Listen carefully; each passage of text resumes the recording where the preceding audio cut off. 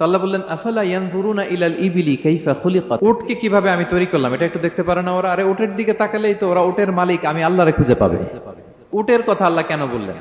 উট হচ্ছে এমন আজীব একটা প্রাণী যেটা প্রাণী বিজ্ঞানীদেরকে হয়রান করে দিয়েছে।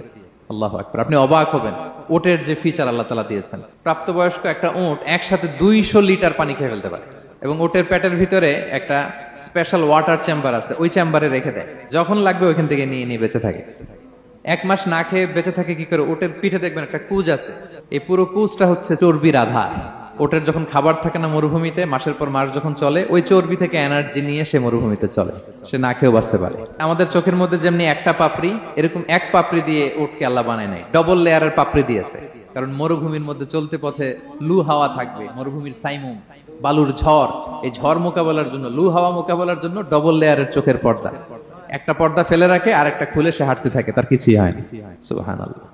আমাদের 98 ডিগ্রি ফারেনহাইটের স্বাভাবিক তাপমাত্রা, তাই না? 99 ডিগ্রি হলে আমাদের জ্বর, 100 ডিগ্রি হলে জ্বর, 101, 2 সর্বোচ্চ আমরা সহ্য করতে পারি। এর বেশি যদি হয়, 103 ডিগ্রি হলে বেহুশ হয়ে যায় মানুষ। 4 ডিগ্রি হলে আমাদের দেহের ভেতরে যে কোষগুলো আছে এগুলো মরে যায়। কিন্তু একটা উট মরুভূমির তাপমাত্রায় প্রতিদিন 104 ডিগ্রি 5 ডিগ্রি তাপমাত্রা সহ্য করে খুব স্বাভাবিক উট চলতে পারে, তার কিছুই হয় না। এবং মরুভূমির মধ্যে যে ক্যাকটাস আছে, গুলমলতা, বড় বড় কাঁটা জাতীয় গাছ, যেই কাঁটা পৃথিবীর কোনো প্রাণী খেতে পারবে না, কিন্তু একটা উট অনায়াসে খেয়ে ফেলতে পারে। উটের জিহ্বাকে এবং পাকস্থলীকে আল্লাহ এমন স্পেশালি মেড করেছেন, যত কাঁটা দিবেন খেয়ে সাবার, ওর কিছুই হয় না। সুবহানাল্লাহ।